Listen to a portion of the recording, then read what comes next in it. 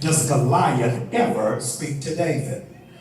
Goliath never said a word to David. Goliath messed up because Goliath was threatening David's family members.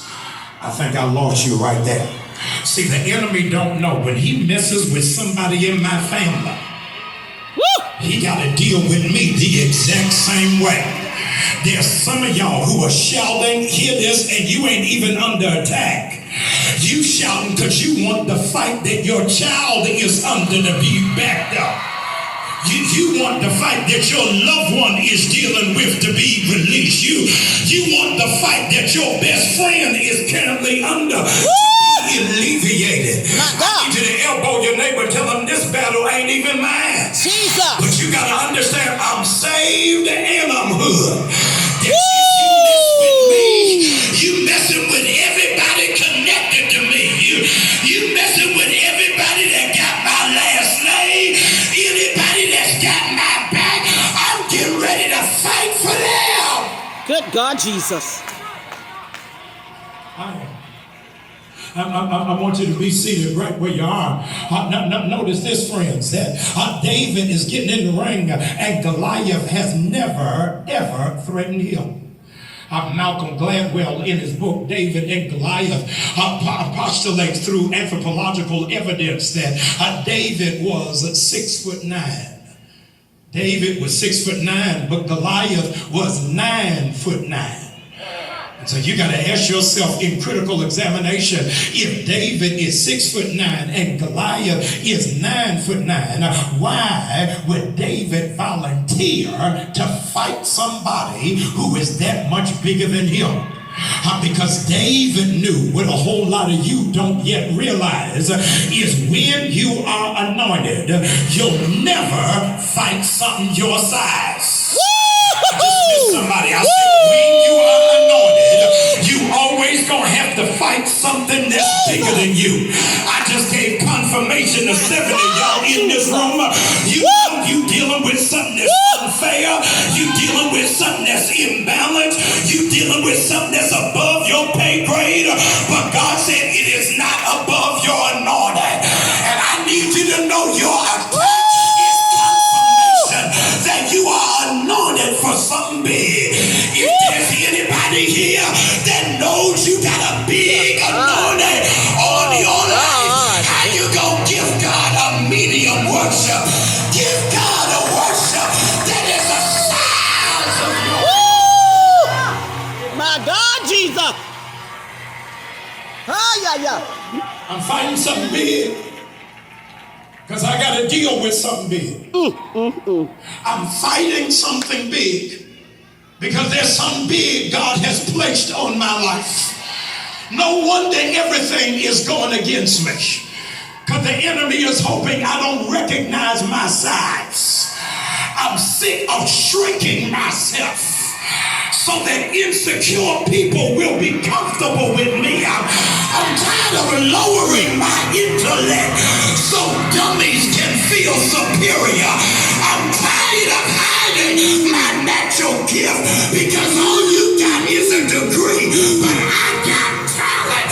I'm tired.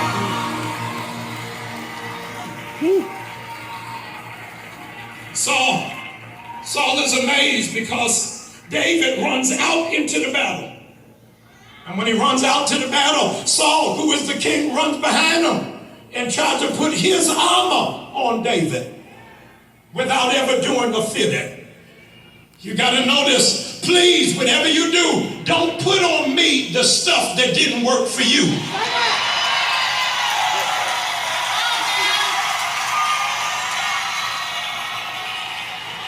If it worked for you, y'all ain't saying nothing, then you win. See, there are a whole lot of people who hate you.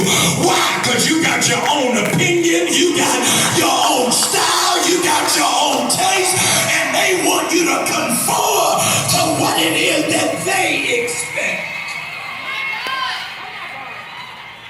Use him, Lord. My God. Without ever figuring out what his size was.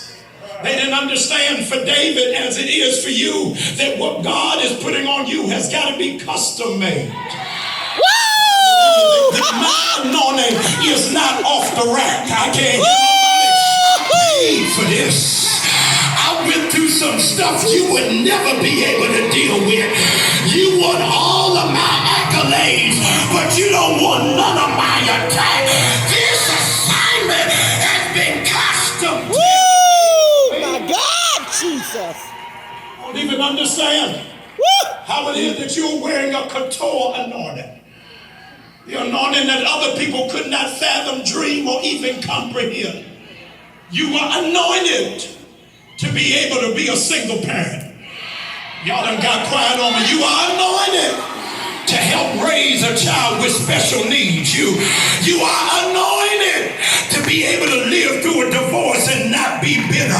You are anointed to go through a breakup and you ain't got to say nothing on Facebook. You are anointed to go through a job and folk don't even know you struggling.